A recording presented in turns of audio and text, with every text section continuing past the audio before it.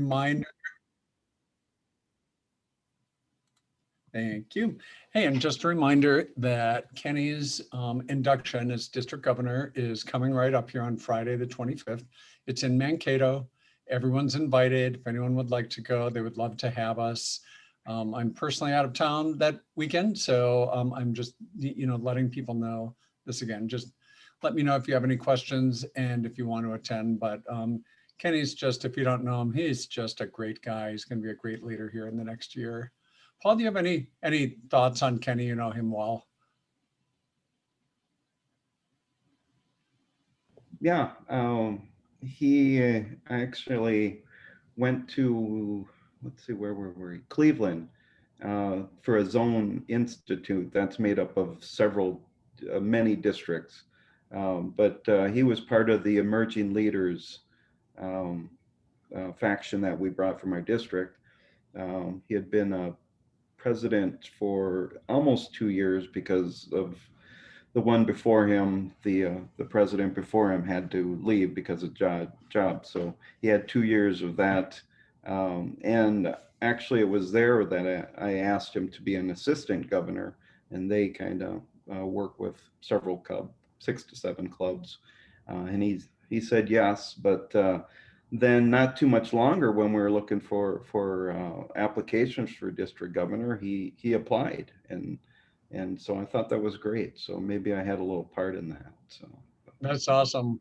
he's Thanks, a great Paul. guy. Yeah. Yeah, great. Looking forward to it. Sounds good. Our butterfly service project, Lindy, I was in a call right up until we started here, but would you like to have a meeting tomorrow? Should we wait until we hear back from the grant to proceed? What do you think? Let me check my calendar and let's see here.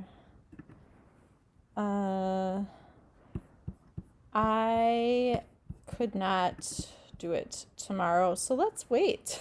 Let's wait. How about let's plan on a week from tomorrow as a time to kind of come together and see where we are and see if we've heard anything. Do we want to do 11 o'clock again on the 17th? So 11, yeah, let's 11. That would work. That would work for me. Okay. Sounds good. Great, thank you. Very good. And for those who don't know our club, because Youth Exchange has, is canceled again next year, is focusing on butterflies and pollinators. We have a grant going into the district with the support of the Prior Lake Club and Edina Club and hopefully Northfield. And the idea is to provide individuals kits on planting their own 2x2 pollinator garden right at home or in some pots on their balcony or wherever they live. And then other things. I mean, the project is, the more we meet, the more ideas that come up. So we're pretty excited about it. So more on that in the coming meetings. Upcoming speaker ideas. We have new member inductions for next week. And then Chrisanne, I believe that we are still looking for a speaker for 2 weeks from now. Is that right? We are June 23rd. I'm looking for a speaker. Okay.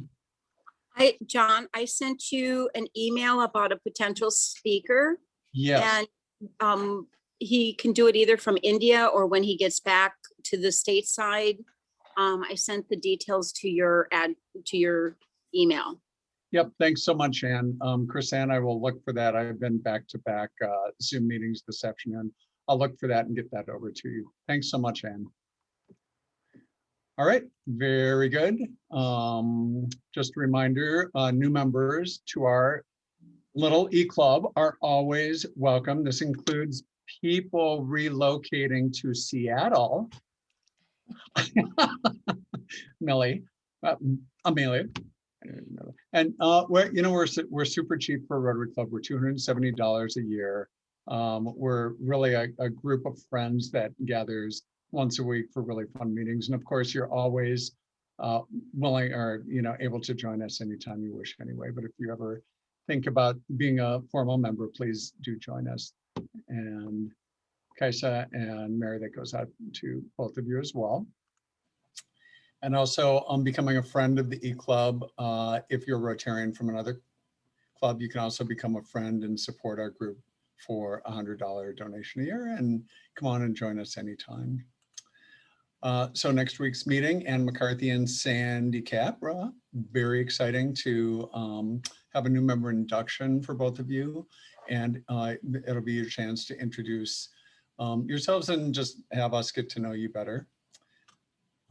And with that, Mary and Kajsa, how's this for a photo? I picked this especially for both of you. What do you think? Very Thumbs up? nice. I Thumbs think up. it's great. Iconic. Were you both in St. Petersburg?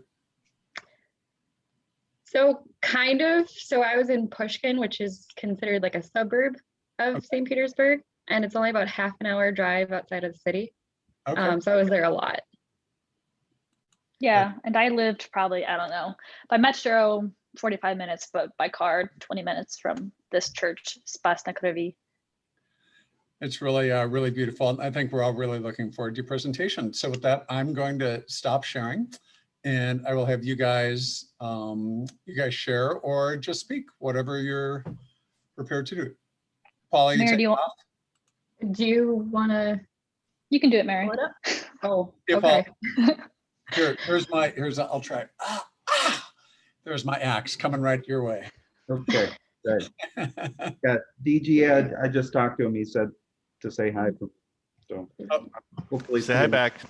Thank you. Bye-bye. Oh, So Mary and Kajsa, welcome, welcome, welcome. I guess I need to. Do you want me to do it? I can do it.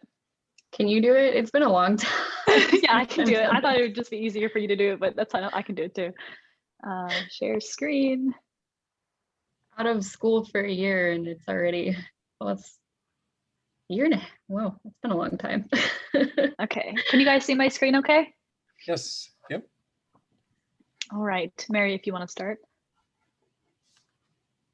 So I'm Mary. I lived in Pushkin, St. Petersburg, 2013, 2014.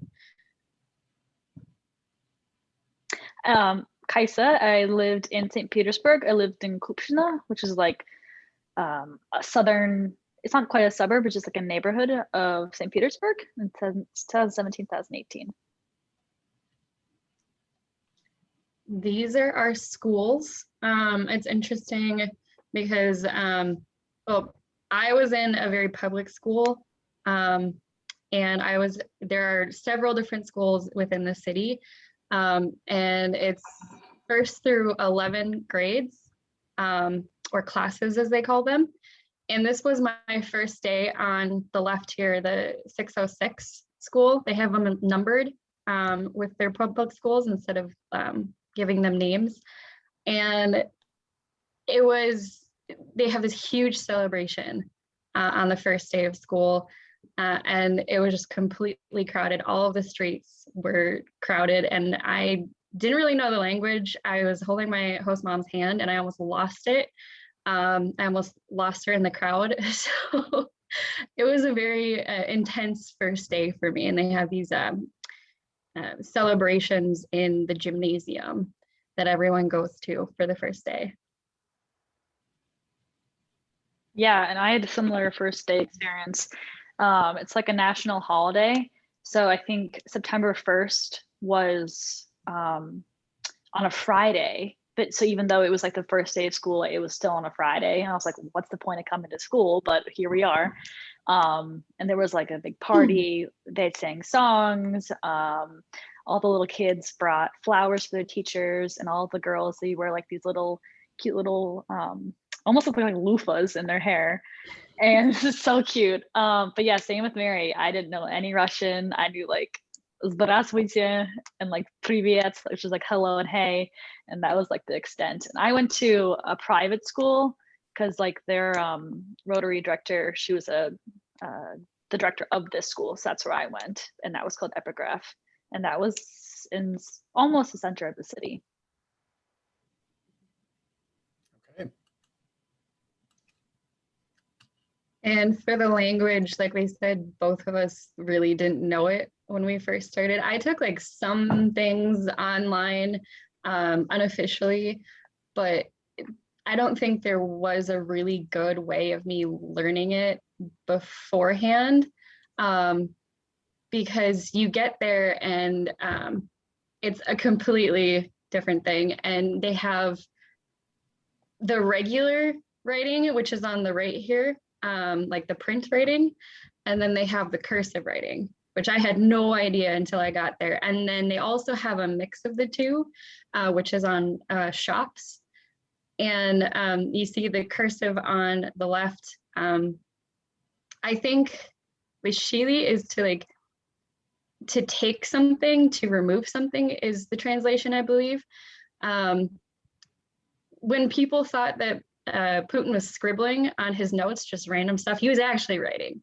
I wouldn't be able to translate what he wrote, but Russian is intense. I remember when I first met Mary at a Rotary orientation, and I was just like, oh my God, like I'm so excited to learn. And she's like, yeah, just get ready for the language. And I was like, oh crap. Mary, should we teach them something? That'd be fun. Sure, we can teach them how to introduce themselves. Okay. I'll start. Привет. So it's like, hey, меня зовут Kajsa. Hi, my name is Kajsa. Mary. Привет, меня зовут Masha, which was my nickname in Russian, Masha. So if y'all want to say it together with us. Yeah, very good. Awesome. Прекрасно. Меня зовут Kajsa. It's just like the language is so difficult, but it's also kind of like a puzzle you get to solve. Like once you learn another, I feel it's probably for everybody when they're learning their language, you get to learn a new step and it's like, oh, I can't believe I finally know this. Like I remember when I was just first learning hello, здравствуйте, I was like, God, I'm never going to be able to say that. Now you do, which is kind of mind-boggling. That's still kind of hard for me to say, but I remember, so I was there for a year and then I came back, or I went back, and I went to an institute there that specialized in teaching foreigners Russian. And so much of it clicked. It's like a lot of the stuff that I learned just from being there, I didn't understand why it was, and the conjugations or any of the structure. I just picked it up as I was there. And then I went to this institute, and then I was like, oh, well, that makes a lot more sense now. And then Kajsa is actually learning it in college right now, officially, like formally. That's great. Yeah, no, it's been really insightful, and it's not that it's like easy. I think it's just like having lived there, like class isn't as difficult, which is really nice. Like, okay, I know I can get an A if I put effort in, which is really good, and really fun. So let's go to our next slide. You guys, can you go back one? What's on the right? Is that like a progression of words or? So that is one word. On the right, sorry. Run, ran, running. So those are all the variations of those three words, those three tenses.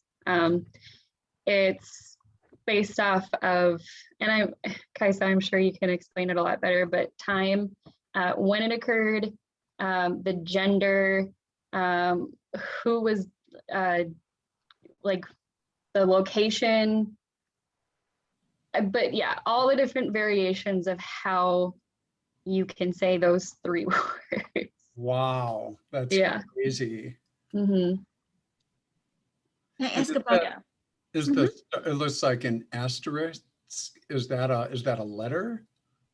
Yeah. What is it? I say je. I know that's the sound for it. Je. Yeah. And when you write that, it's like much more, I don't know, it's like you barely write it. I don't know. Just the Russian cursive is just another whole different world. I'm just looking at the cursive on the left hand and it all looks like the same until you look a little more carefully. Oh my gosh. Well, and it's split up based on like tiny little Like dips. how they're connected, the tiny Yeah. little connectors. Uh-huh. And if I'd someone get- saw this in Russian, they would know automatically that's what it is because their brain is just trained to Yeah, for sure. understand that. That's great. Thank you. That's amazing. I am just looking at that thing on the left. It's like I every know. letter is the same except that one that's a little lower. But otherwise, they all look the same. It's amazing. Yeah. You guys figured it out. Well, when I was Yeah, taking my, go ahead, Mary. So what I did in order to learn the language better is I went to each of the different classes in different levels, grade levels. And the most helpful for this was actually my second grade class because they were really doing it intensively. And so I just copied. I got a book and I copied. Wow. Yeah, I did similar things. Most of the time I spent with, what year were they? The 10th graders. But every once in a while I'd go sit in with different classes. And I liked one, younger classes because it was easier, and two, because the kids like did not care. They're like, you can't speak Russian, I will speak Russian at you, and you have to listen to me. And I loved the little kids because they would just talk and talk and talk and talk. And I understood it because it was simple things, which was nice. That's great. Thank you. So, and I had to add this slide because I absolutely love the food there. I missed it so much. When I first got there, I thought it was a little bland because ours is so processed and our fruit is very different. I thought everything was, I like couldn't eat for the first month. Not that I couldn't, it's just, I didn't think I would enjoy much of it. Mhm. But then when I got back here, actually, I couldn't eat here for a month because I literally felt sick to my stomach. But so in the bottom left corner there, that's something called halva, which is basically sunflower seeds compressed into this little treat. And I don't know if we have an equivalent here, but it's just, it kind of like melts in your mouth. And it's very sweet. And then above that, that's tvarog, which is kind of like cottage cheese and yogurt mixed together because it's more sweet, but it has that cottage cheese texture. And then to the right of that, those are pushki, which I found out the donuts are only called that in St. Petersburg because of the donut shop that opened up there, and then everywhere else it's called I forget what it's called, but it's called something everywhere else because of a donut shop in Moscow that took over the rest of Russia. Yeah. Just below that, those are pelmeni, which are basically meat dumplings, and they're really good. They're like ramen in a way. Like you can just get a pack of pelmeni frozen and dump them into water, heat them up, super simple. And then their sour cream, the smetana that goes with it, Mhm. it's a lot richer. Like we don't have an equivalent here. I have to go to, there's a shop in Minneapolis that I go to get some of this stuff Mhm. because we just don't have an equivalent here. Then to the right of that, those are like rye bread croutons, and they have like the official snacks. They have them in like little baggies, and they're just all sorts of different flavors. Like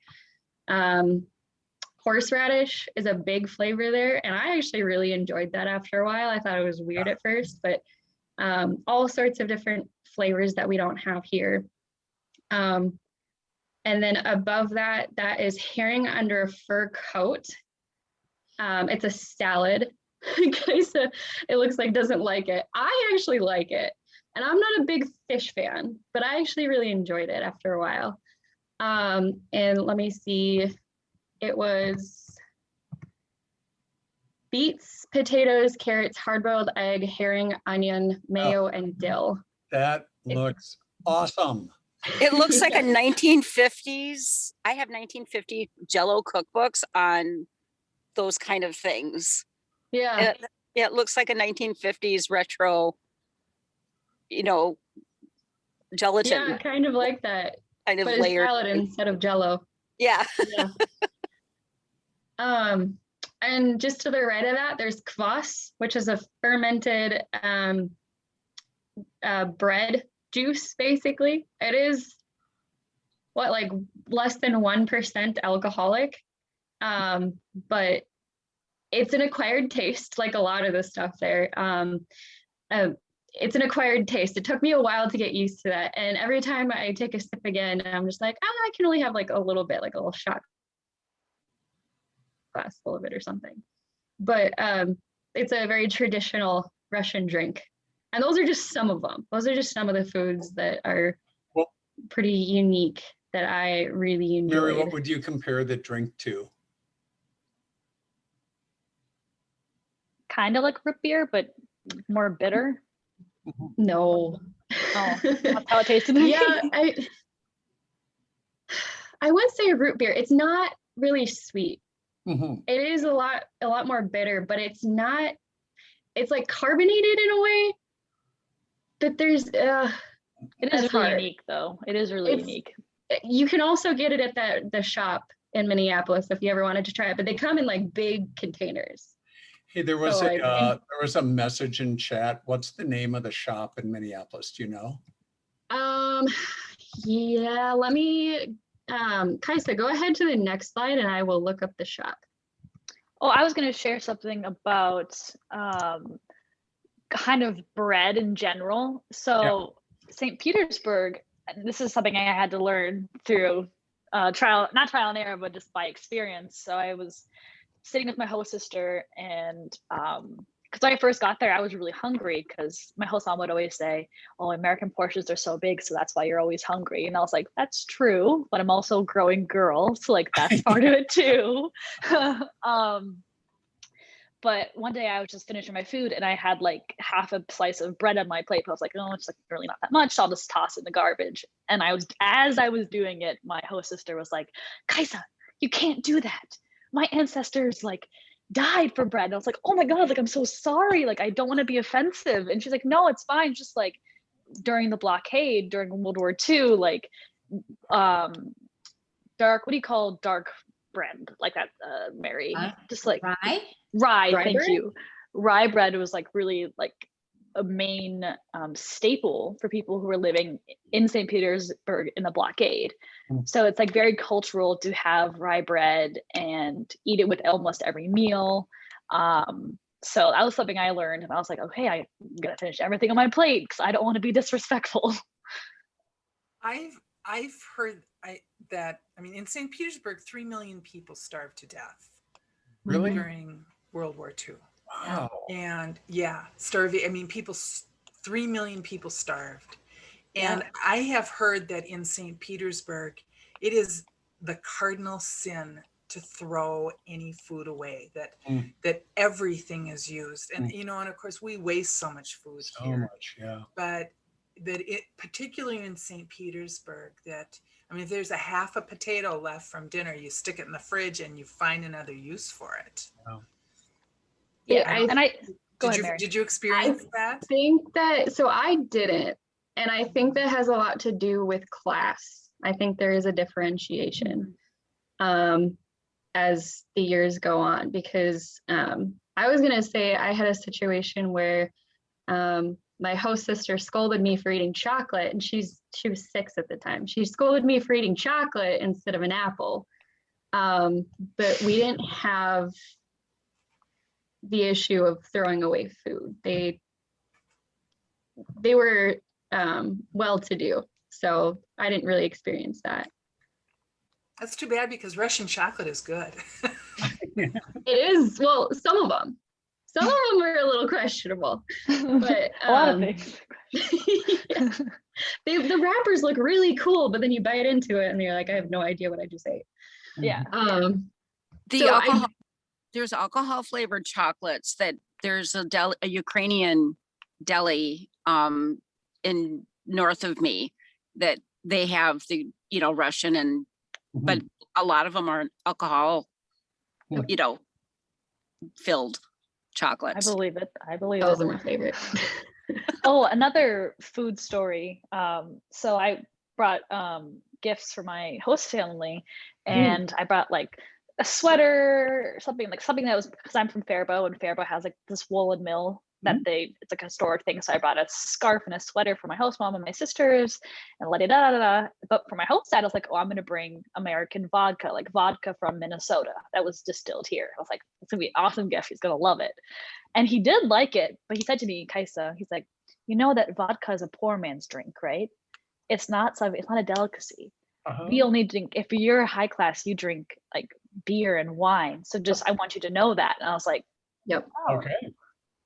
So Noted. that's not, so yeah. So like when everyone thinks like, Russians drink tons of vodka, yes, they may have it on occasion, but like it is kind of considered like you're lower class if you drink a lot of vodka. Huh. It's very cheap there too. So yeah, it's very cheap. I did find the market. It's called Arcades Market. It's an Eastern European style, and I believe the owner's actually from Ukraine. But you can get a lot of the things, these items on the screen there. That's awesome. Thank you. So I included this slide. I was fortunate enough to do quite a bit of traveling with my exchange group, and then a little bit with my host family. I included kind of like a map of where we went in Russia. So first, I think it was Halloween. I was the only one who dressed up. I dressed up for our flight, and everyone else was like, "Are you okay?" And I was like, "It's Halloween. Like, let's dress up." So, and there was another American there too, so she should have dressed up too. But we went to Yekaterinburg. I won't go through all the details of all the trips because that's to take forever. But Yekaterinburg and Kazan were two really important trips to me. Yekaterinburg was really interesting because that is actually where the last Tsar, Nicholas II, he was murdered there, him and his family. And it was really interesting to go to the place where they built it, because the building where they were murdered was actually destroyed by the Soviets because they didn't want people to go and pray and try to venerate them. So now there's actually a church that's built on the ground where they were murdered. And so that was just like very impactful. And then Kazan was also really exciting because it was more of a Muslim region of Russia. And there were people who were from the Tatarsky ethnic background. So it was very different from like the very metropolitan Western Christian St. Petersburg. So that was really exciting for me. And this picture right here with the mosque is Kazan. And then this other picture is, of course, Moscow. I had to go there. I think we went there 3 times. And then we were also able to go on a cruise that went to Estonia, Finland, and Sweden. And I went on a school trip to Kaliningrad, which I feel like a lot of Americans don't know about. It's a part of Russia that they acquired during World War II. It's like, I don't know how, it's not super big. It's probably like the size of, I don't know, Delaware maybe. And it's right between Poland and Lithuania. And it's like probably where they keep all of their ships that can go out to sea to the Atlantic. So that was really cool because it was just like, oh, so it feels like I'm in like super West Germany, or so not West Germany, West Europe, but I'm still in Russia technically. So that was interesting.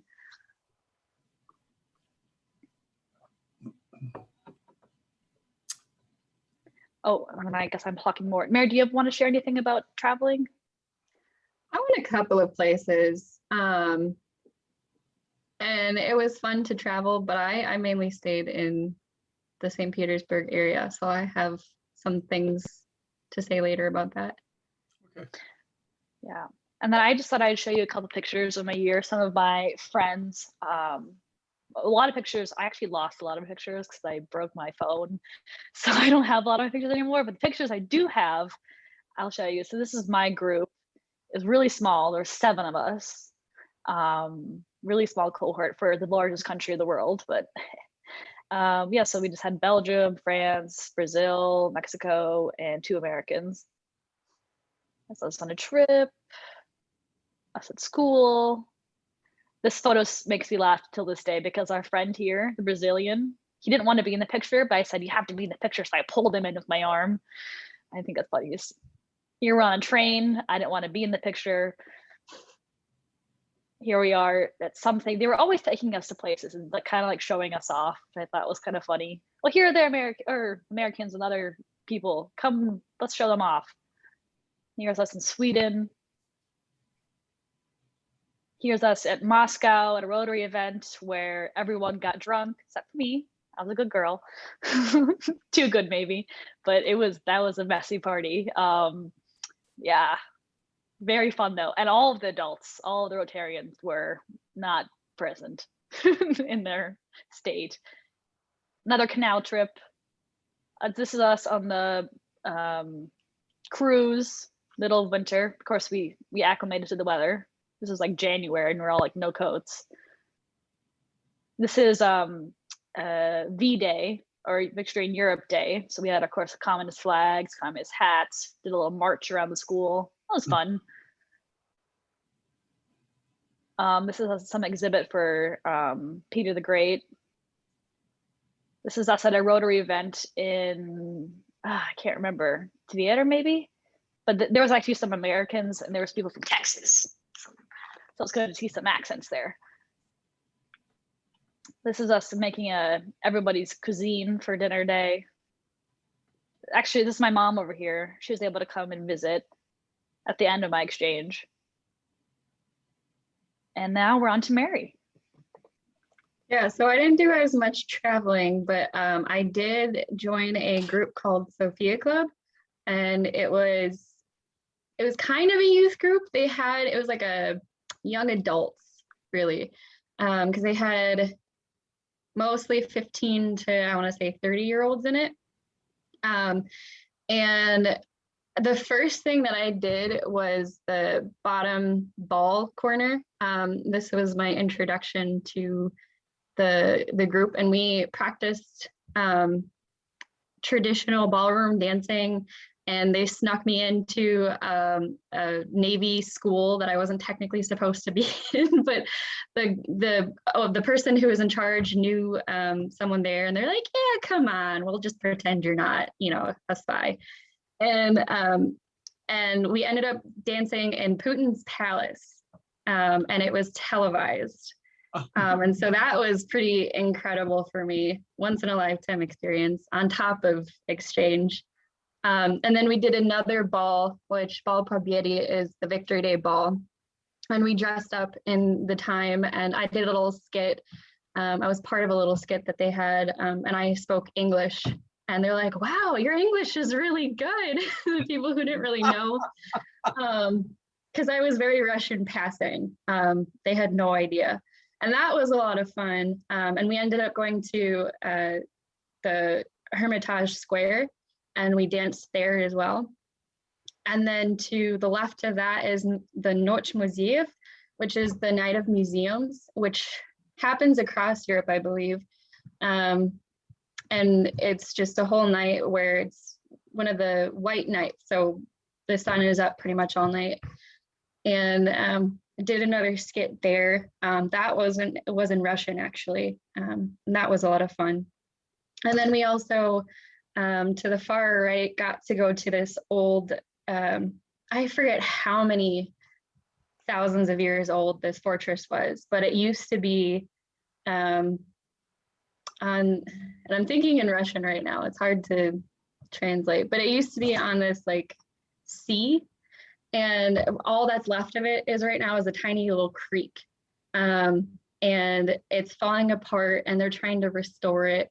So we went out and actually helped clean up a little bit, and we were able to take some old fossils because it was originally made out of the seabed. And so there are some fossils that we found that we could take home. And I actually gave those to my aunt.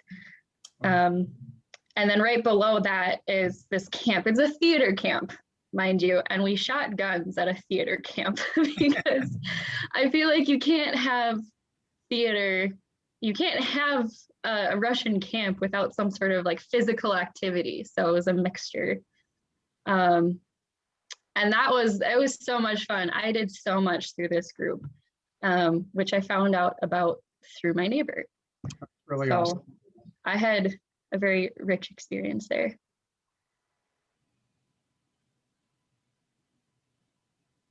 And then of course their friendship that developed from it.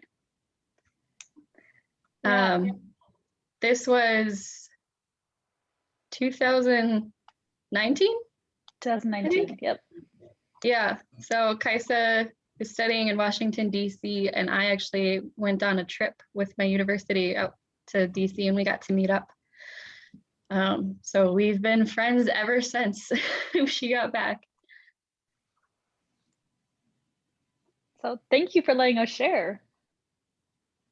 Yeah, thanks for having us. That's awesome. Awesome presentation. That was wonderful. I kept thinking during your presentation, when exchange spins up again, anyone going to Russia should, this would be a great, would love for them to just see your presentation and, hear about the food and the not throwing food out. Just the little tidbits you talked about would really be, would be great for future students. It's awesome. Yeah, What questions? I really Oh, go ahead. hope I really hope that they're able to, but unfortunately right now, Russia's not certified. They haven't really? been for a few years now. Oh, I didn't know that. So we're not exchanging with them. Wow. Hmm. Well, hopefully in the future. Yeah, hopefully. Chris Ann. What did they think of Americans? I mean, were they excited to host you? Stuff like Do you that. want to start, Mary? What? Do you want to start? Sure. I had a mixture of reactions. The first day of school, I was told by one student to go back to America. I had a situation where there were some guys who came into a park, and maybe you've heard this at orientation, but they had bats and machetes, and they said, Russia's for Russians, not for foreigners. And since I was Russian passing, I was mostly okay. And so there are definitely people there who want us not to be there. They're like, you're okay if you're a tourist, but anything else, you should just not be here. But otherwise, I also had people, they were like, oh, you're American? Come, I have to come feed you. You have to come to my house. You have to see what this is like, come and do stuff with me. So it was a mixture of reactions. It really depends. Yeah, I guess so Mary went to public school, but my private school was run by the exchange director. So they have had exchange kids over and over again in that school. So I wasn't really a novelty. But for them, I don't really think I ever had an interaction where people were like, ooh, like Americans are gross, like, oh, I don't like you. For the most part, like even when we went to we stayed in really small cities, I went to my family's dacha, which is like a country house. People were always excited to meet me and interested to learn about Americans. But if they weren't interested in me, they were just aloof. So I didn't really have those interactions, but maybe it's because I was in the city where there were a lot of foreigners. Mm-hmm. But yeah, no, I always had good interactions. That's great. Who else has a question?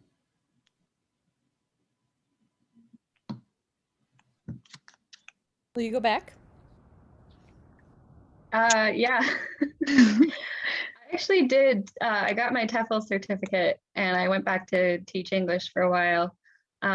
Didn't exactly work out with the organization that I went with, but I do want to go back once everything's let up. Yeah. Yesterday when Mary and I were preparing our presentation, we were talking about how we should go back and go to Russia and then go to some more Baltic states. That'd be really fun, but got to wait until everything's cleared up, but hopefully it'd be good to go back and see. I'd love to go to Eastern Russia. Yeah, my club actually goes out to Siberia every year, and I wasn't able to the year I was there for certain reasons, but I'd love to go. I'd love to go with them sometime. Yeah. Chris Ann. I have really elementary questions because I'm not very well versed on Russia regarding religion. So I'm Greek Go Orthodox, ahead. and I know there are a lot of Russian Orthodox churches in Russia. what are the other religions that you saw there? Yeah. So I guess like during Soviet era, like religion was the state. So like there were pre Soviet Union, there were a lot of different sects of Christianity, and a lot during Soviet times they were outlawed basically. So a lot more people now are not religious, or you have people that there's a large proportion of Muslim people in St. Peter's specifically. There's a lot of people from the Kafkas regions or from Kazakhstan and Kyrgyzstan, and they are traditionally Muslim. That was my experience. Mary, anything?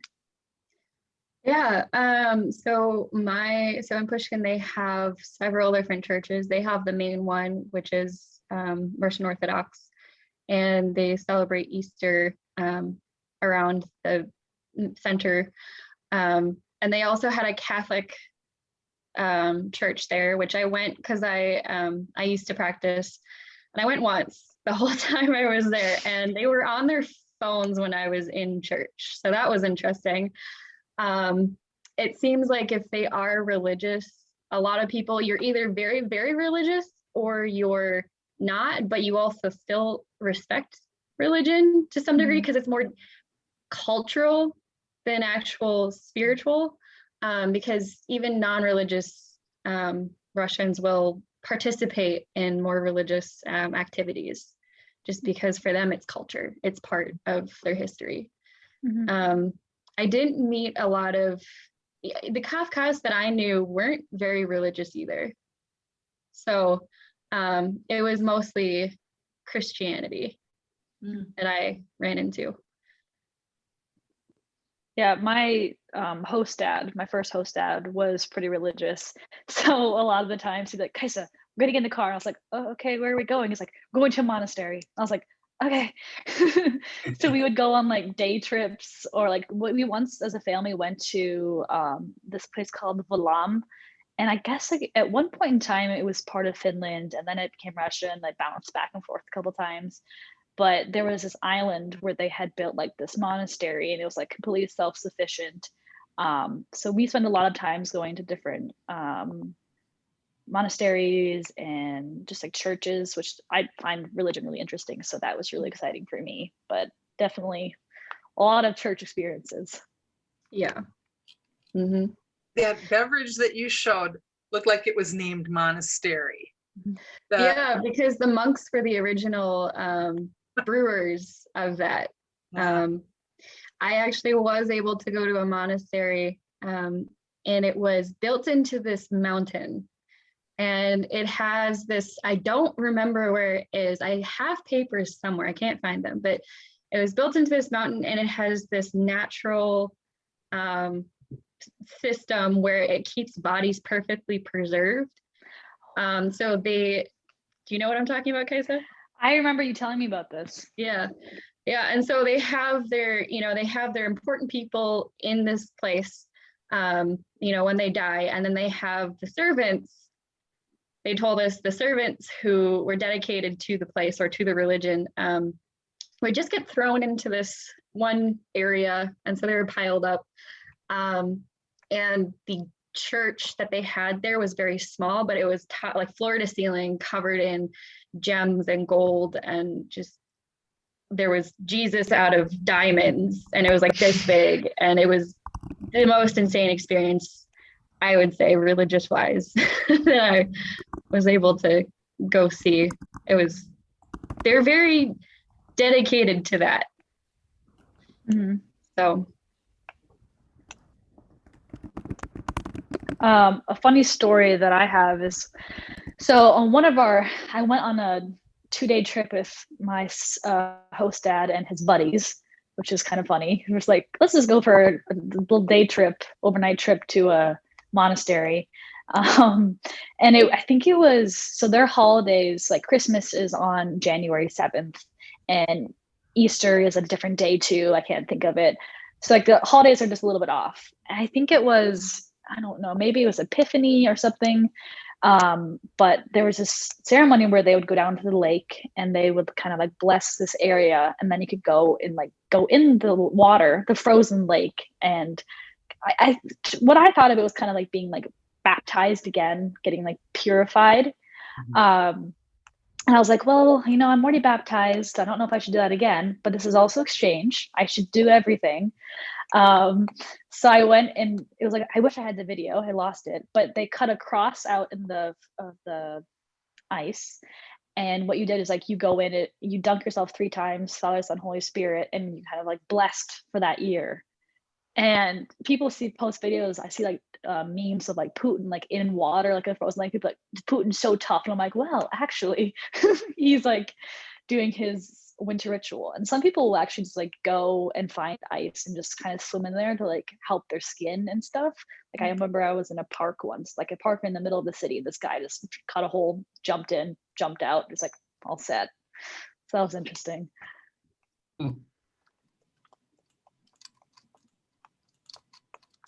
What other questions? Were you able to have open conversations with your peers about political matters, cultural matters, relations with Russia and the rest of the world, their view of their government? Were you able to have open conversations? Yeah, so it did come up quite a few times because I was there when Crimea was invaded. I was there for the Olympics as well. It's a lot of the response that I got, at least, was, we love the people, we don't love the government, for both sides. They're like, the government on both sides don't necessarily do what's best for the people. And they usually leave it at that. I experienced seeing extremes on both ends in terms of reporting. And I also knew people who had family in Crimea at the time and heard reports from them, which were were they happy about? It was a mix. Yeah, they were happy to some degree, but they also said, like, yeah, the reports of people getting beaten and stolen are true, just because of their race and who they are, their beliefs. So their reports were a mixture of what the US and Russia were actually reporting, and it was just fascinating to see how that played out, because my family here were just, it was, they like didn't believe a word that I said. They're like, you're listening to Russian propaganda. And I'm like, it's, what you're seeing isn't necessarily true. And it was hard for them to believe. So I have a Russian exchange son, and who lived with me for a year. And he is now 26, and he lived in Crimea and went to university at the university in Sevastopol, and he's Russian, ethnically Russian, and he was dancing a jig. I mean, he was so happy. And of course, our perspective was, the American perspective was very, very different. Yeah. And he was so happy because when he was here, he was on a Ukrainian passport, and he was so happy to come back on a Russian passport. Really? How interesting. So happy. Yeah. Some of my friends joked that they're like, well, Alaska's next. Yeah. Because they were gifts given away, according to the Russians, what they believe is illegally given away, because of politics. And so that's why they're glad to have it back. But yeah, it was interesting. Do you think it goes back to the World War II thing again? Because the Crimea, World War I and World War II, because I know that with the northern islands of Japan were given occupied by the Russians, whereas Okinawa was occupied by the Americans, and they have really taken over those northern islands because it's also, you know, a direct route, you know, for fishing and for military. But I know the World War II history is, we don't understand how hard the Russians were hit with that. And I also had an Estonian nanny when I was still flying, and she was here on an exchange. She was studying to be a nurse. But she had to learn Russian, so she would go between Estonian and Russian.